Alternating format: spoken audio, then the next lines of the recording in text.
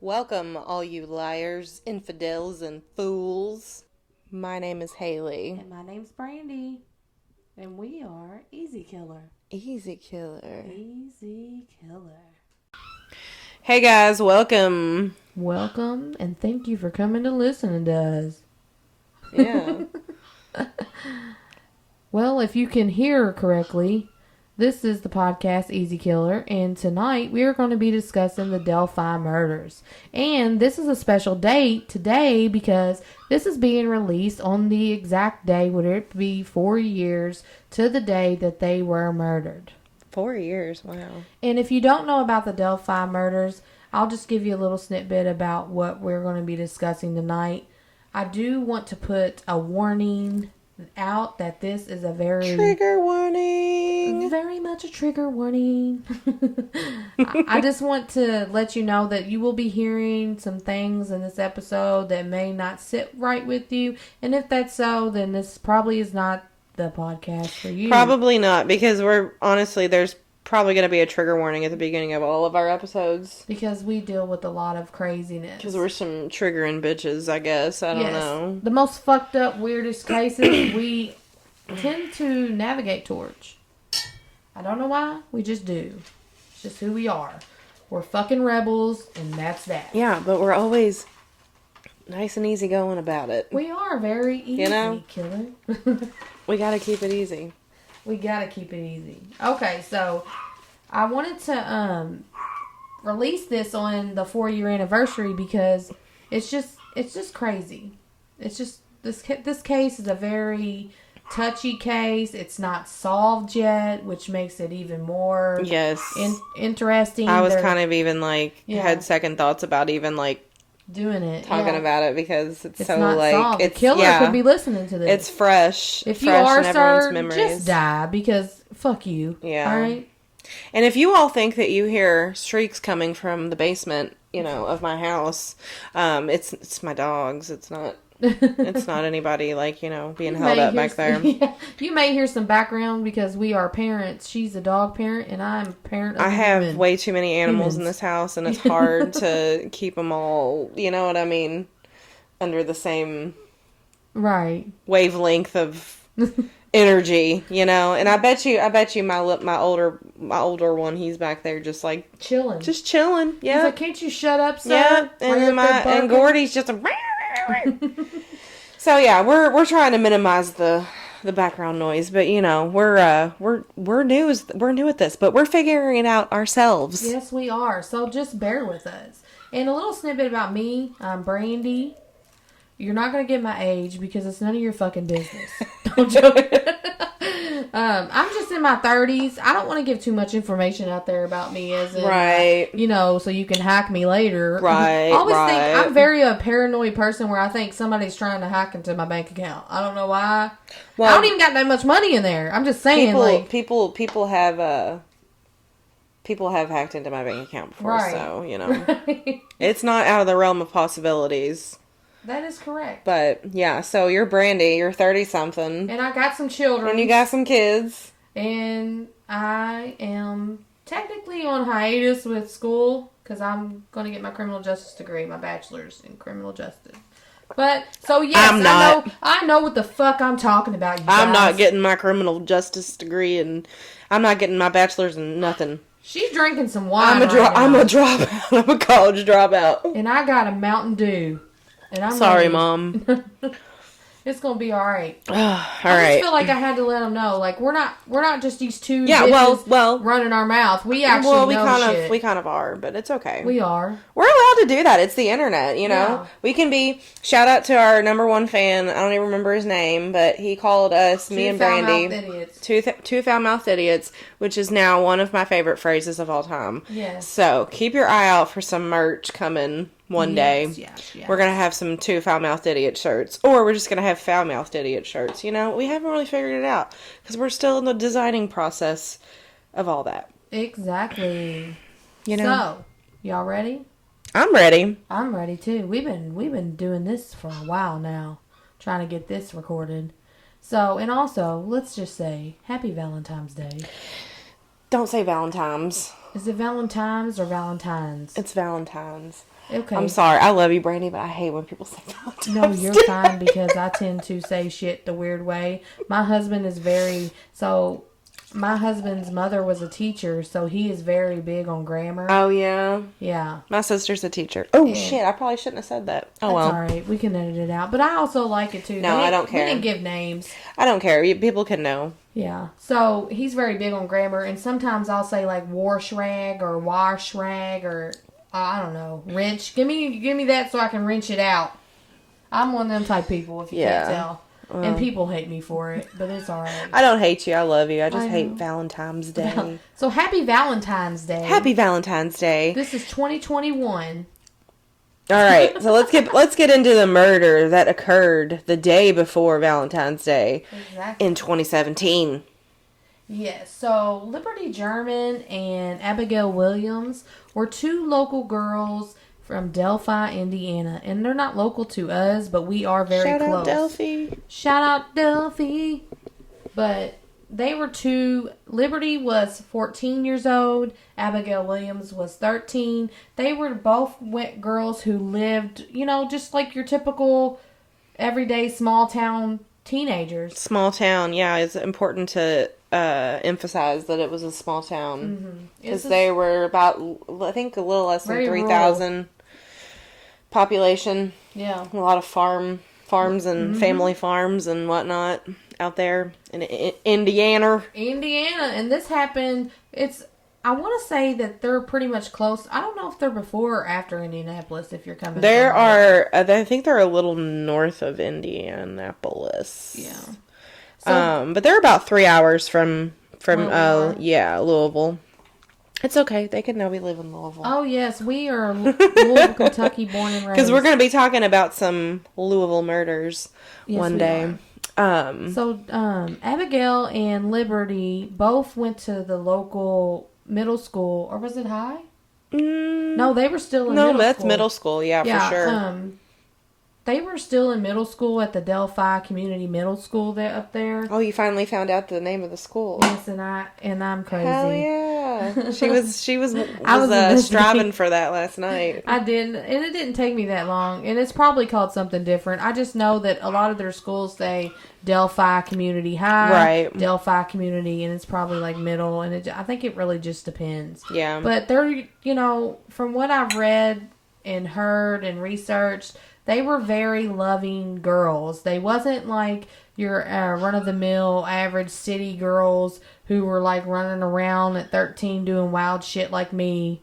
They were your normal, everyday 13, 14-year-olds. They look very innocent. They look very innocent. Like they're teenagers, obviously, but like right. you look like they weren't the girls that were like into like all the crazy shit, like tell. Middle school. You know what I mean? And like the girls like doing drugs and they were very getting pregnant and all that. They look goody two shoes to me. Yes. I mean, I'm not saying that in a bad way. It's but they just looked like very wholesome, their age, because I think wholesome, a lot of clean girls. Yeah. I think a lot of people act older than what they are, honestly, and I think they act right about their age, 13 and 14. Yep. So Liberty lived with her grandparents, and she had lived with them a while. I'm not really going to get back into the details about why or this and that, because, I mean, it is what it is. Well, no one really knows, I don't think, right. other than the fact that their grandparents just have raised them since they were little. And I know that Abigail Williams lived with her mother with her grandparents. So her mother worked a lot of jobs, like two or three jobs at the time that this happened. So on February 13th of 2017, the girls woke up. It was a Monday morning. Typically they are in school Mondays, but on this particular Monday, they actually was not in school. It was like a makeup day that they didn't need, so they allowed the schools to be out that day. And I guess, can you remember when you was a kid and you got to have a free day, like you would just want to either fill that day up with something to do with your friend. I mean, just as simple. Yeah, and like I was gonna say the exact same thing. Something as simple as just going to the park or like taking a walk or. Right. I used to do that shit all the time when I was. It was like that was the best thing to do because you wanted to get away from your parents. Right. You wanted to be with your friends. You wanted to do whatever you wanted to do and cuss. And, not that they were cussing, but I'm thinking of me when I was that age. Right. When I think about them, and from what I read, they said this Monday started out pretty normal. The girls woke up at Liberty's house. She was allowed to stay the night there. And I think Abigail's mother said that she was actually about to not let her stay the night that Sunday night. Something about to do with her work schedule. She was about to say, hey, never mind, no, you need to come home. But she went ahead and let her stay. Don't you always... Well, I don't think that really would have changed what happened, but... No. Don't you always hate that when there's always like, when I hear that, it breaks my heart. You know what I mean? She thought about doing this, but she didn't, It's sad. It really is. Oh, also, I want to come in and say that we have a drinking game going on here. So anytime you hear me say, or you know what I'm saying, or you know what I mean? Does that make sense? Any of those, just, yeah. Does that make sense? I'm an idiot, yeah. So just take a shot or a drink or anything. Whatever you do. If you like milk, drink milk. We don't give a fuck.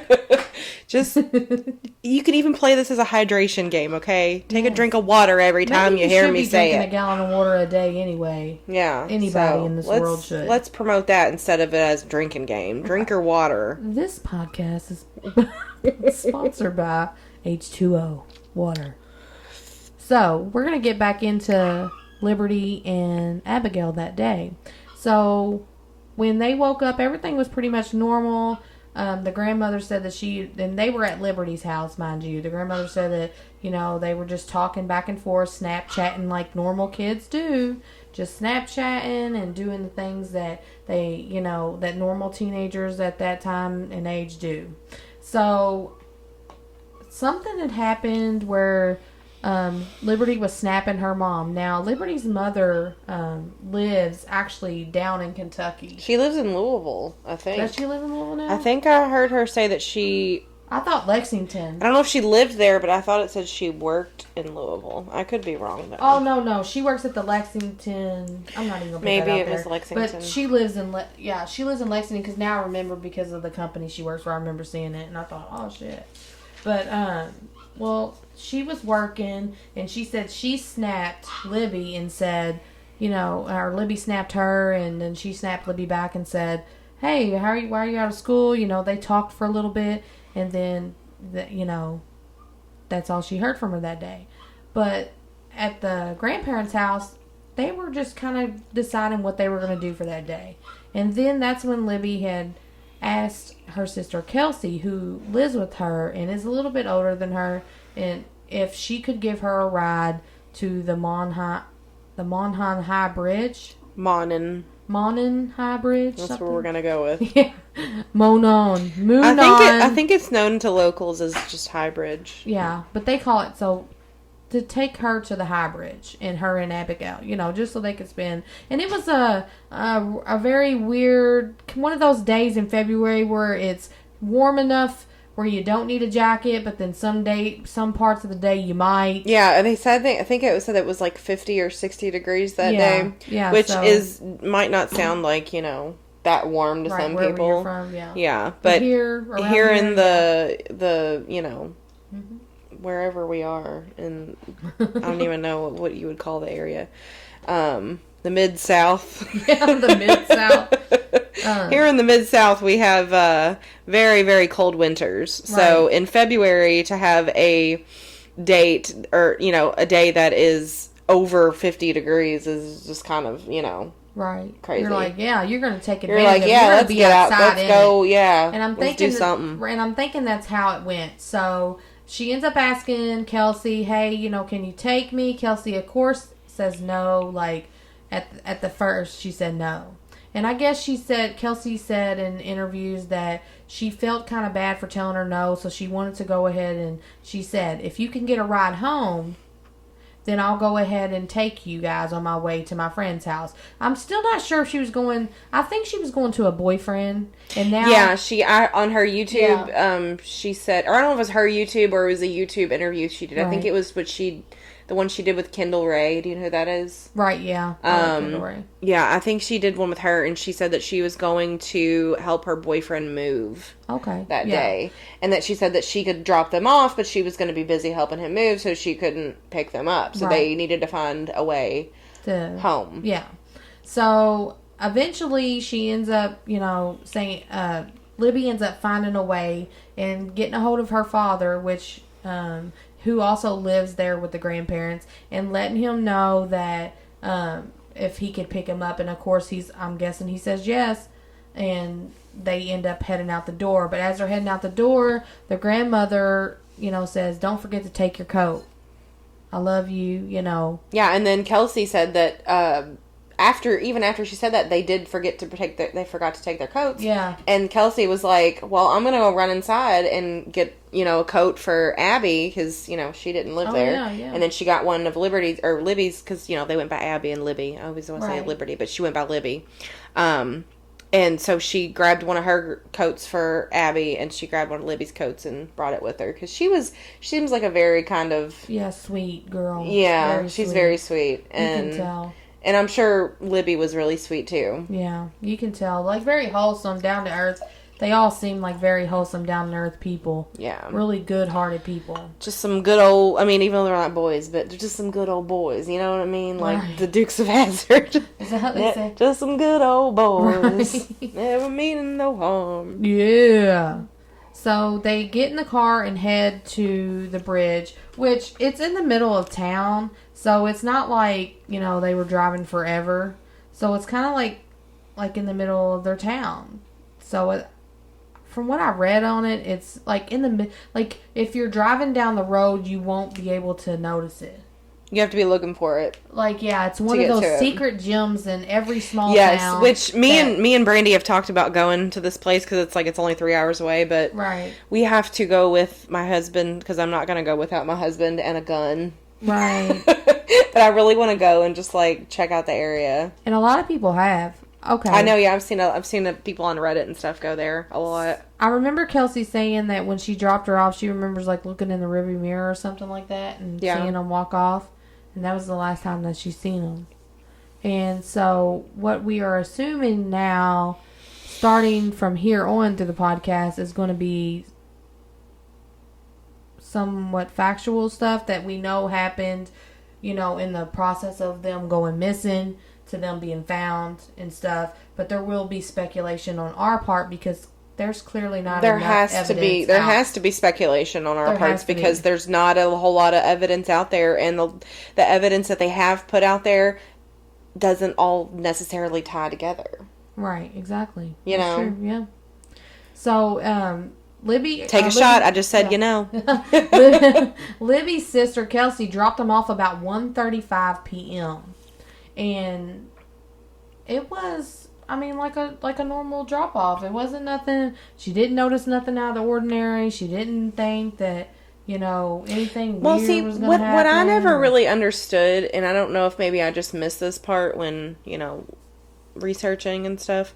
But did they ever say was this a highly populated park that people went to with their families? You know how when you go to Bernheim or Tom Wallace, there's a lot of families there and people walking around, or is this just some random off in the cut? I know the bridge was abandoned. The bridge was technically abandoned even though it was still standing. But there's also a walking trail way before that bridge. There's a walking trail that you can access further down the road where people actually park their cars and walk. Okay. And this is somewhat, you would say,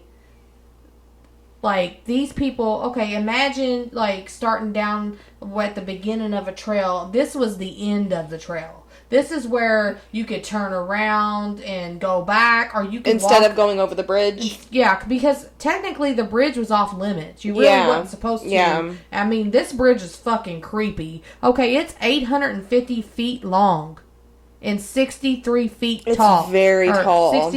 63 feet tall. We have photos. We're gonna it's upload huge, photos on Instagram. And you have to literally not be scared of heights because you can see through this bridge when you're walking on it. And it's been said that it sways back and forth. There's no fucking way in hell I would ever be on that. No, I want to go and see the bridge, but my ass ain't walking across. There's no way. I'm chunky. I'm breaking boards off top. That's the good thing about me is that I know my limits. Me too. I know my limits, and it's not going to be falling to my death. I know my limits, and that's why I've never been skiing before. Right. People be like, hey, you want to go skiing? But I can see, I heard a lot of people say, why, I read the comments, they're like, why would they let their kids go to that? I don't think they thought that their kids would even be on the bridge, honestly. Yeah, I mean... I think that they thought they were walking the trails. Honestly, I don't know if there's ever been, like, any confirmed, like, like, anything that's been confirmed saying that this was like a regular place that they went or had gone before. Had they ever been there before? Right, yeah. They had been there before. They had been there before? Okay. Kelsi said they would go there, for pictures. Well, then, yeah. So then it's probably just like a place that kids go to take pictures of. Because it had a beautiful backdrop. Oh, yeah. So I'm going to tell you, like, very pretty. In the wintertime, you can actually see it more clearly. When it's summer, it's so dense and so much foliage and so much it's really pretty, though. Trees. It's really pretty. Like, because I saw this... but you're going to get lost very quickly. Yeah, someone visited it on... You're fine. Remember, you have a problem saying editing? Yes, I can't say editing. Visited. Yeah. They visited this place, this bridge, and they took a photo of it, and it was, like, breathtakingly beautiful. Yes, and I was like, it looks like it's somewhere, like, in California or something, know? Like, when everything's in bloom. So this is like a wooded area, and in between, as you're walking down the trail, this bridge comes along. And I want you to remember every older movie where you've seen them, and you've seen the train coming, and they had to jump. That's Stand by Me. What it is. That's my favorite movie of all time. So Stand By Me, when they're walking on that tall ass trail, that's exactly what this is, but more beat up and wooden. So yeah, that's it. That's the visual. My dog's name is Gordy after that movie. Gordy LaChance. And you can't say this catchphrase that you get from there either because it's trademarked. What catchphrase? Oh, I don't know if it's from that then. Maybe it's not. Well, you can say a catchphrase. You just can't print it on a t-shirt and make money off of it. I don't know. I'm not even going to attempt it. Whatever. We're getting off track anyway. Alright. So she drops them off. And they're on Snapchat. They're taking some photos. Right. So at 2:07 p.m. of each other. Liberty takes a picture of Abby. And you can see they've made their way down this train track, okay? Train trestle. The bridge. It's technically a train trestle. Yeah, train trestle. They've made their way down it. You did really good at repeating how I said that. They made their way down this, and the picture is of the infamous one of her standing there. It looks like she's like 1 foot balancing, and she's just standing there looking down at the ground. And had, I can't tell if she had her hands in her pockets, but clearly, no, I don't think she did. I have that photo, and clearly there is nothing there. There is nothing behind this one. Well, at least to the eye. See, at first they thought there was, but you can see in the How do you zoom in? Sent the Snapchat filter, picture out to her Snapchat friends, and that was that. From that point forward, nobody knows what happened. But I'll skip ahead real fast. I'll skip ahead and go to the part that 3:11 comes around and her dad gets there. And he calls. No answer. He sends a text.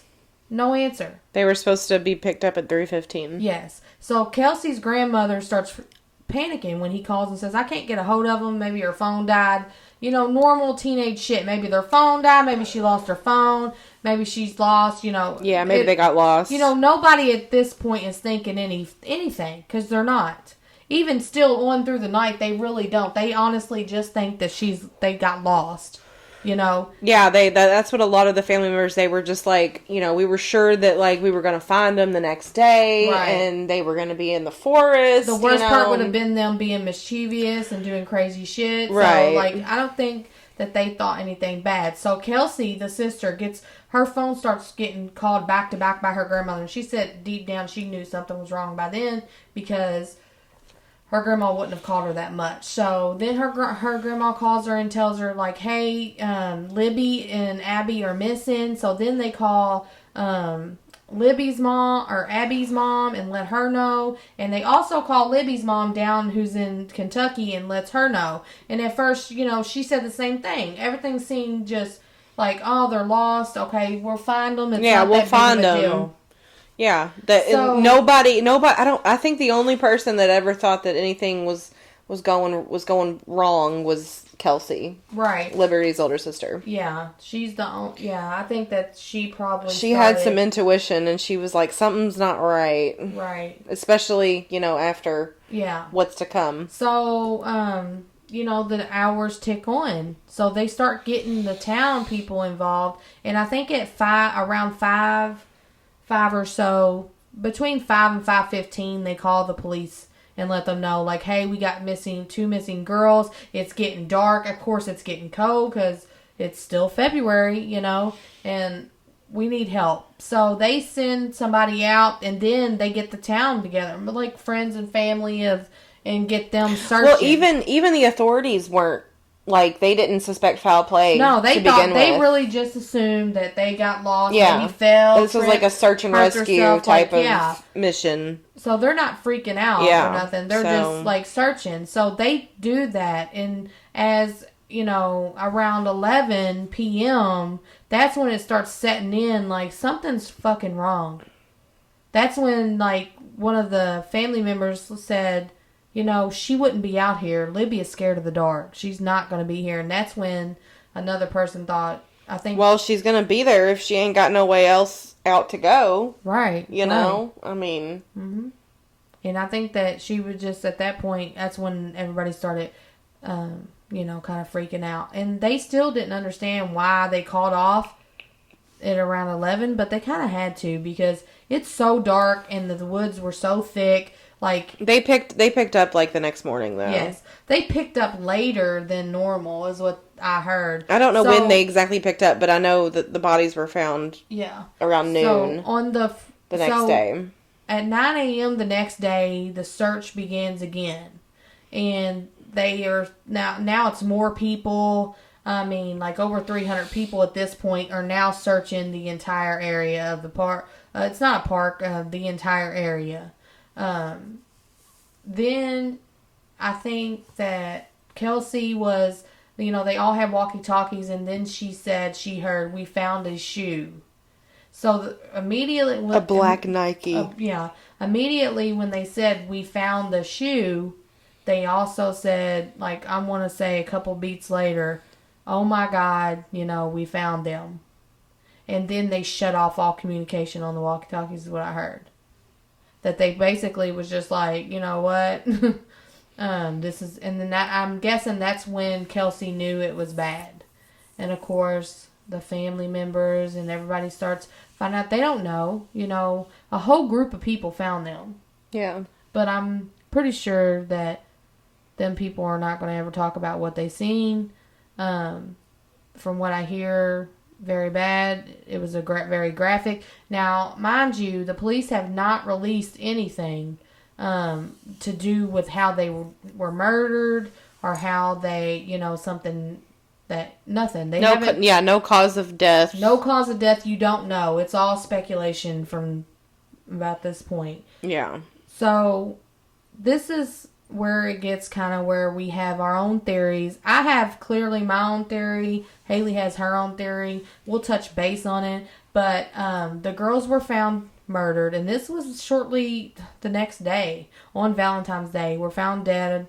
Valentine. They said it was a very odd crime scene. That it had... The bodies were posed. We're hearing rumors. And I say this because it's not factual. That's true. We're hearing rumors that the bodies were posed. That is a rumor.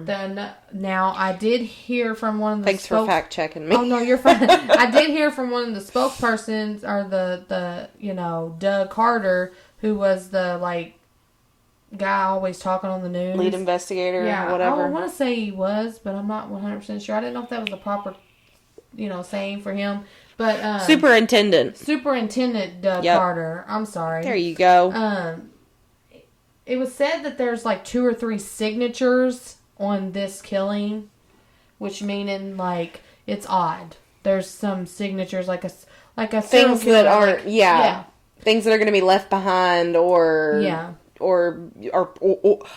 posed. Yeah, or posed. You know what they say. But a lot of people don't know. So the girls. Well, nobody knows really. I mean, the family was in utter shock. It was devastating to them. Like obviously, oh my God, they couldn't. They just didn't understand. Of course, the police couldn't tell them everything, and they still don't know everything up front. Is what I hear. They don't know everything. Do they know the cause of death at least?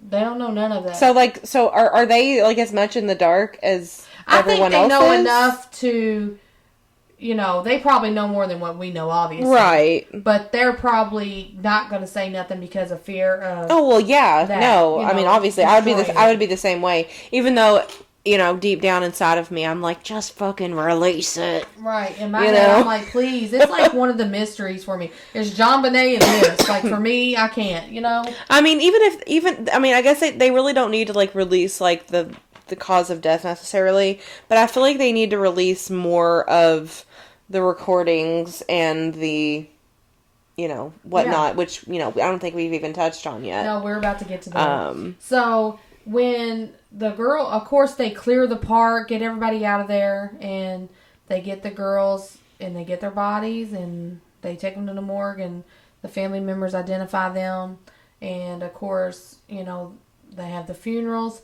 It was said at the funeral that they did have scars on their neck. No, we did find out, because there was theories, like maybe they were decapitated. Yeah. We found out no. Yes. We only found out no because... Well, I was gonna say we have a credible source for that. I have a friend who is a licensed mortician, and she I kind of asked her, would that be typical if they were decapitated to just throw a scarf on it and call it a day? And she said no, absolutely not.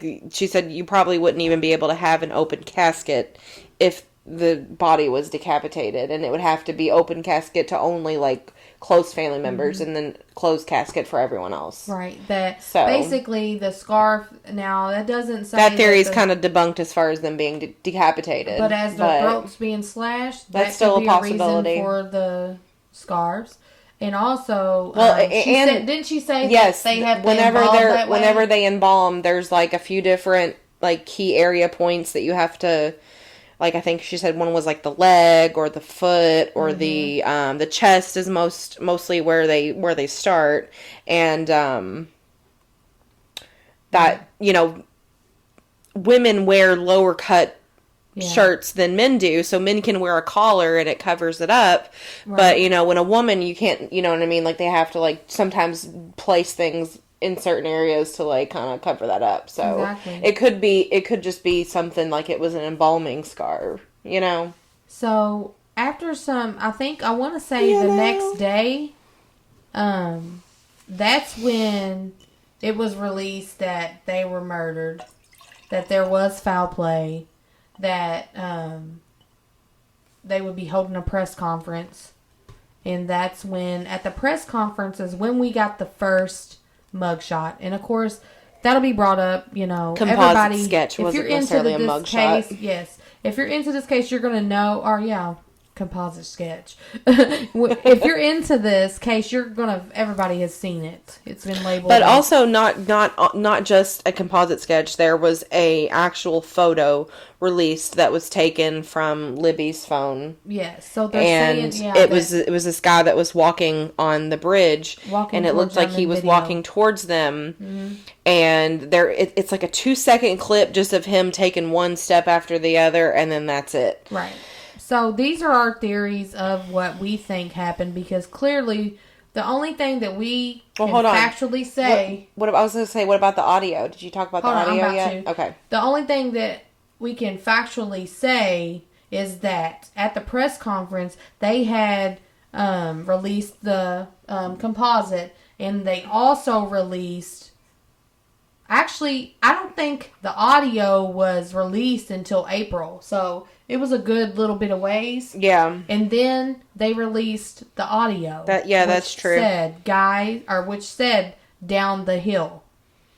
Yeah, down the hill. Plain as day. I mean, it probably wasn't plain as day. They had to clean it up. Well, I mean, it sounded pretty. It was like, because I've listened to it on loop 1,000 times. It's like, down the hill. Yeah. Down the hill. Down the hill. Like, it's just like, down the hill. Like, that's it. Right. And I think we'll have that audio in just a second. But I think that a lot of,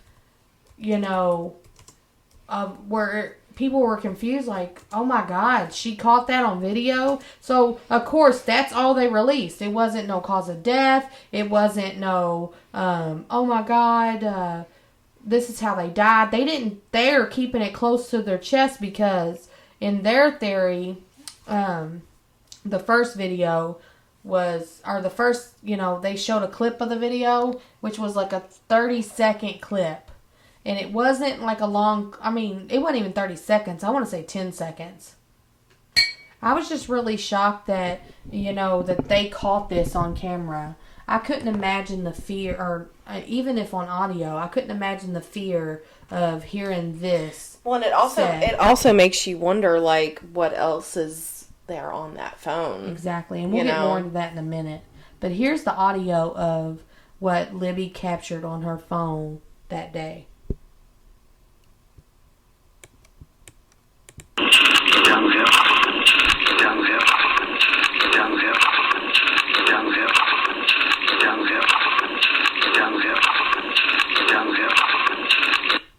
Now, I just played it a couple times for you, or Haley played it a couple times on a loop. So it's on a loop. Whole, concept, but it was only said one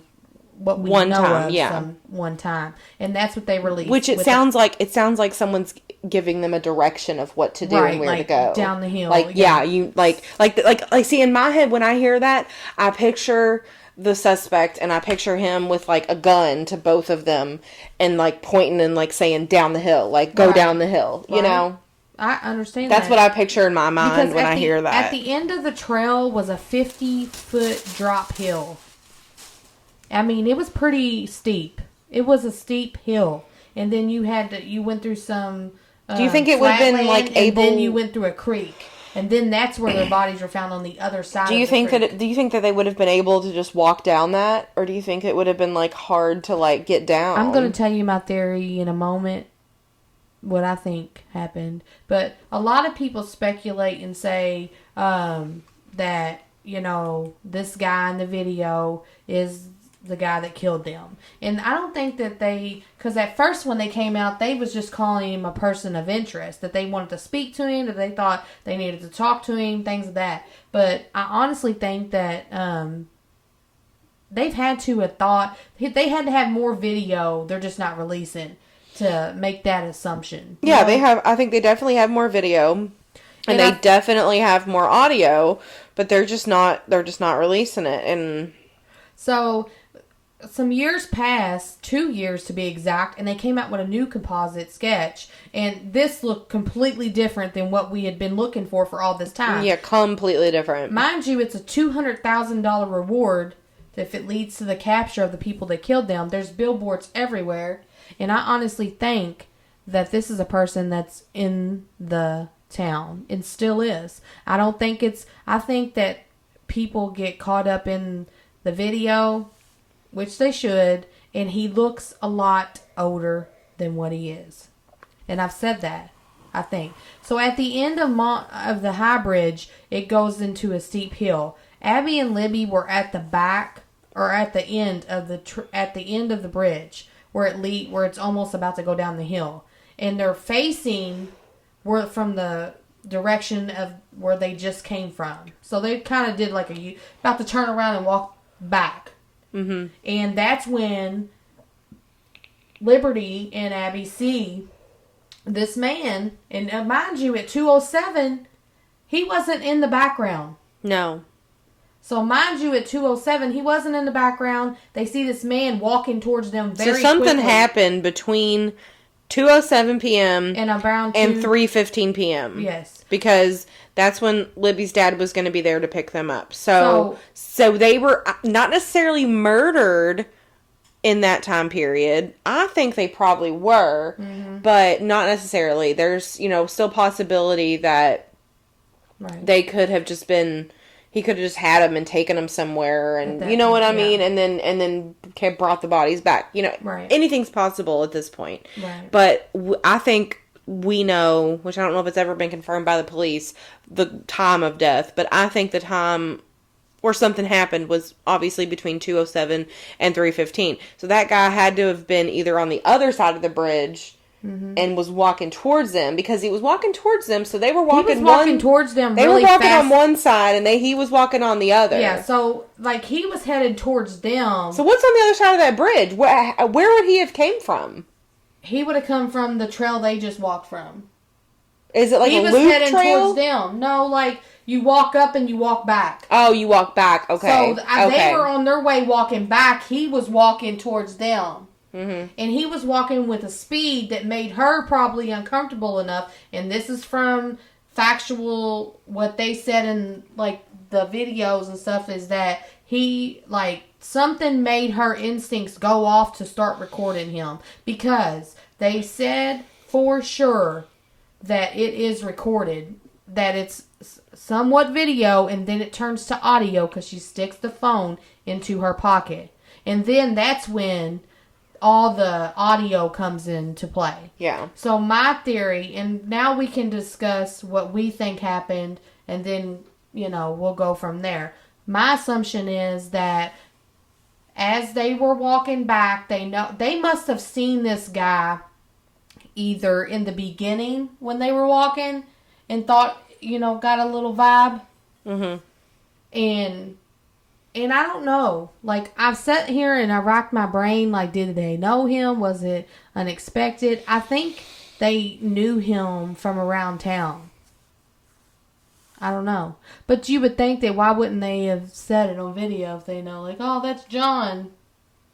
No, I don't think they knew. I don't think that they knew him. Because if they knew him, they wouldn't have been oh, there's some weird guy walking towards us. So I think it was somebody there who was there either by chance. Right. Or he was there because he knew that was a popular hangout spot for younger teenage girls. Right. So he kind of placed himself there on that day, knowing there was no school. Right.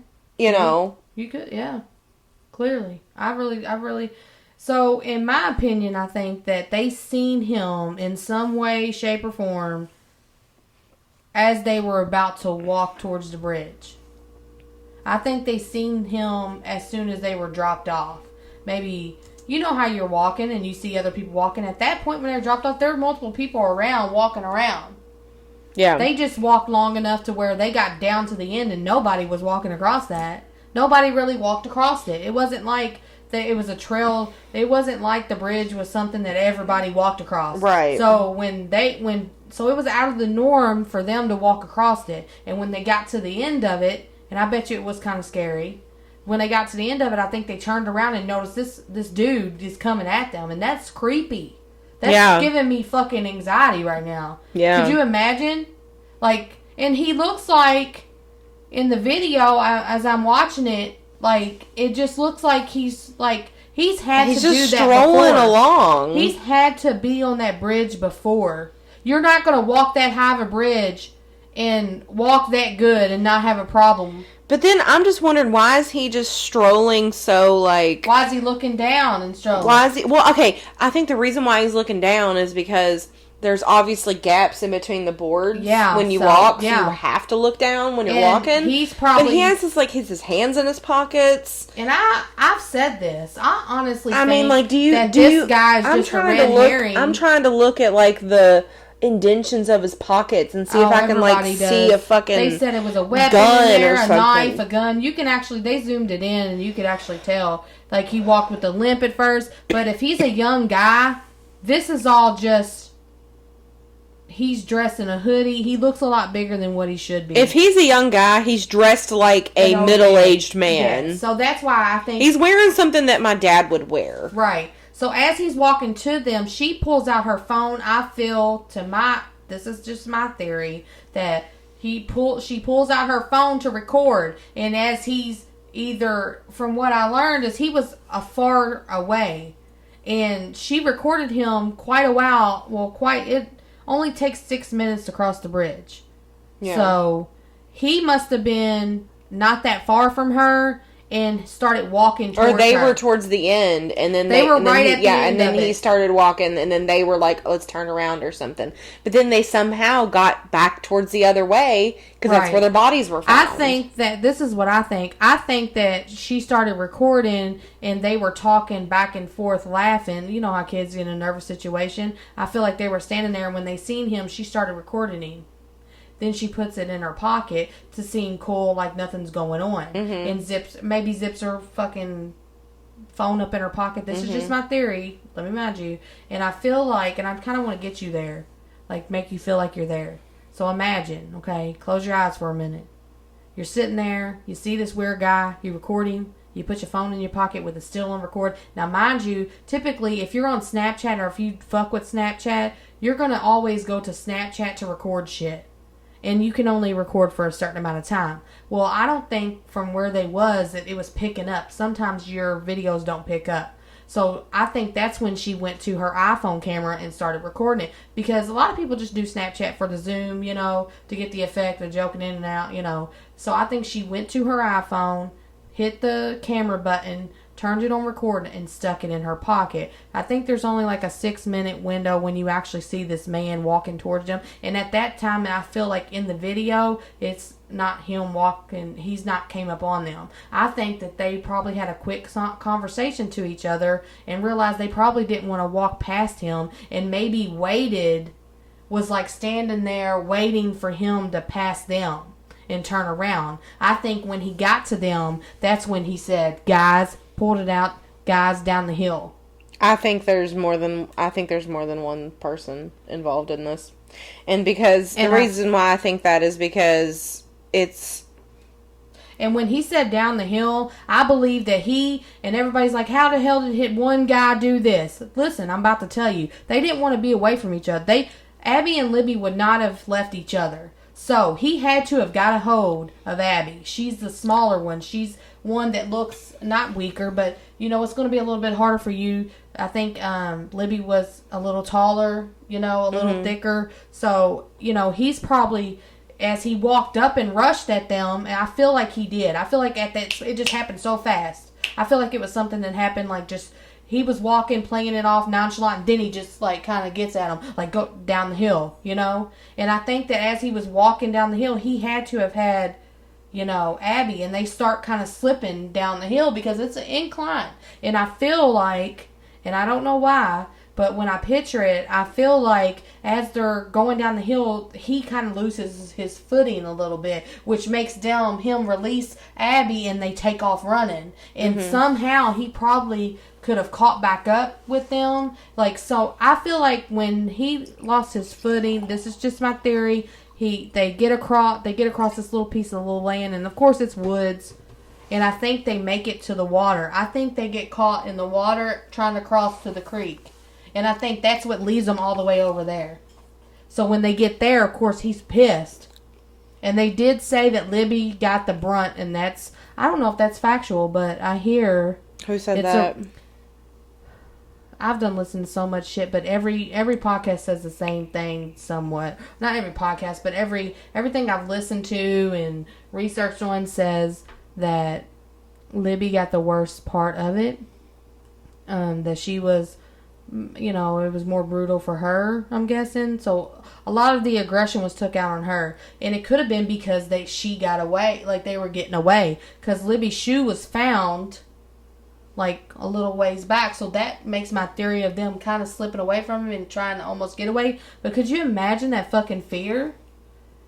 Like, there's nowhere to go. So this man had to have killed them, and she probably still had it recording, and at 3:11, when her dad was on the other side, pulling up, when he called, boom, it shut off her fucking video. I don't know. All I know is that if somebody puts a gun to me and they try to tell me to go somewhere, I ain't fucking going. Right. Well, we're adults. We know you can't go to the second park. I'm just saying, you're dead.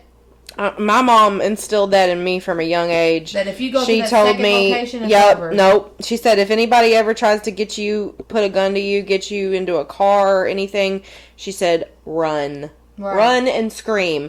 Because whatever they're going to do to you there, in probably public, where they're at, where they're trying to take you from, is not going to be as bad as what they are going to do to you. Exactly. Which, at the same time, you don't know how you're going to react in a situation until you're in the situation. Right. You know, and there were young girls, and you know what I mean? Like, you don't know. Fear could get the best of you. That's true. I would like to think that I would just be like, no, I'm not going. Right. You know, because like I heard about this one girl that was like, I don't remember like specifics of the case or like what even happened, but like some guy was like trying to kidnap her, and he like put a gun to her, trying to get her into the car, and she just like sat down.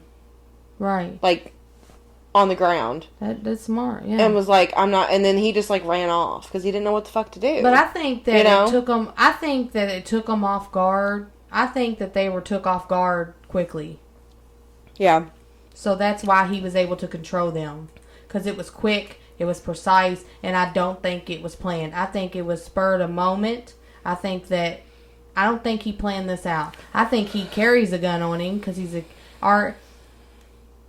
to say the least, and I know that they said that it wasn't no catfish. The mom came out and said, no, they wasn't catfish. They wasn't on, like, talking to boys. They wasn't doing none of that. It wasn't nothing like everybody thinks it is. I don't think it was either. They don't seem like the type of girls to do that. It just seems random, and it happened quickly, and then I think that he got away after he killed them. I think he cleaned himself off and disguised himself as a person that was helping search for them and got away. Yeah. That's just my opinion. What is your opinion on how do you think it happened? I mean, I don't really have a whole opinion on exactly what I think happened. But I just, like I said, I find it hard to believe that he was able to take down two girls at one time, you know? Right. That's But, I mean, I don't... It's hard. It's hard to, like, say, like, what you think happened. Right. You know? I sit around and I think about my theories. I'm a weirdo. Well, I don't think we talked about the persons of interests. There were a few persons of interests. Yeah. But I think they were all, like, kind of cleared. And I think they were cleared by DNA evidence. Right, so but they haven't released any of that yet. I know they probably got DNA and it's not in the database, which makes me believe that the guy had to leave DNA. And I think that you're right. The persons of interest got disqualified. Well, there's only a few. I'm not going to go into deep detail of, like, each one. But one was a man named Paul Etter. Mm-hmm. And it said on July 23rd, 2019, he was wanted for the kidnapping and rape of a 26-year-old woman in Tippecanoe. Tippecanoe. Where is that? Where's Tippecanoe? That's in Indiana. Okay. Yeah. That's not too far from the Delphi area.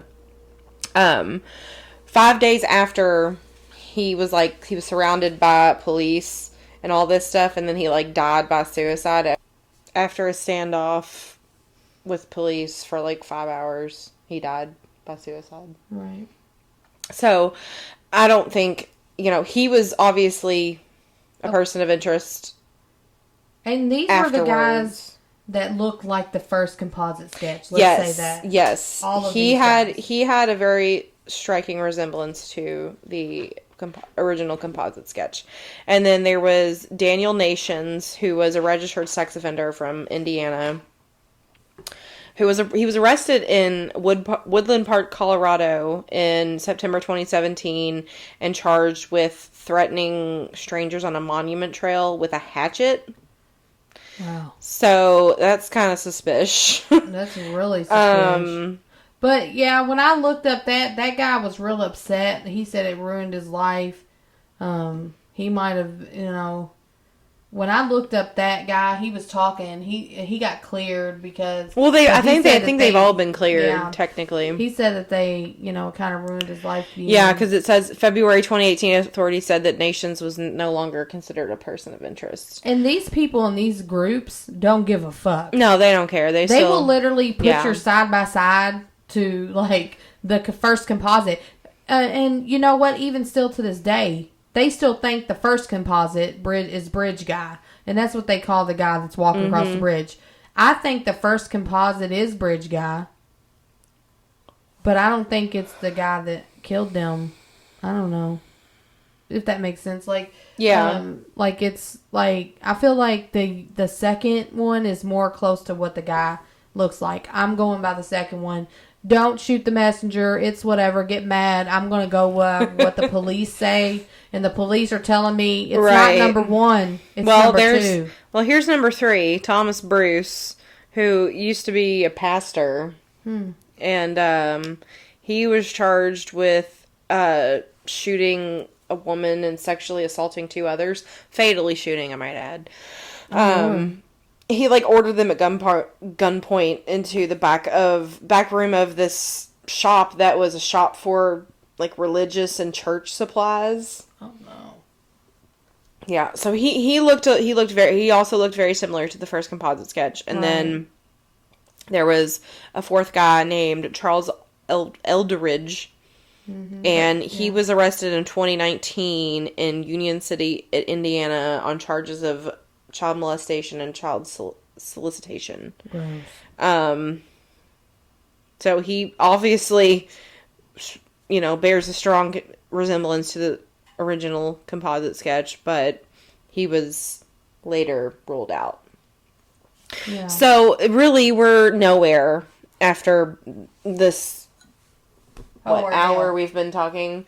We're nowhere. We're not any... the police might be closer now than they ever been. Hopefully the word's getting out, and that's why I wanted to do this on the 4-year. Eventually, they're going to have to shit or get off the pot. They're going to have to give more evidence out. I know they don't want to. I know that it's not going to happen, but I feel like that in order for this case to be solved and not be code anymore, need the public. They need the public to know. There are people out here that can... I'm not saying that they can't do their job. I think that they need help in every way that they can get it. They just need the public's knowledge and, you know what I mean, of people who look like him or might walk like him or talk like him I think or anything. They confused everybody when they came out with the second sketch, and now they're like, never mind the first one, here's the second that looks completely different than what you said.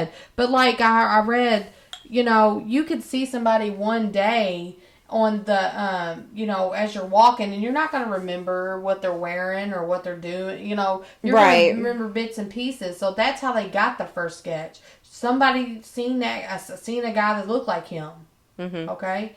And somebody really seen a guy around the time that looked like the second one. I think the second one beats out the first one. We need to be focusing on the second composite now. We need to be looking at the teachers, the students. It could have been nobody knows. It could have been a fucking 18-year-old, 19-year-old, 20-year-old. Yeah, well, the police said that he either appears to be the ages of 18 to 40 years old. Yeah, that's a very big age gap, for a specific person that you're looking for.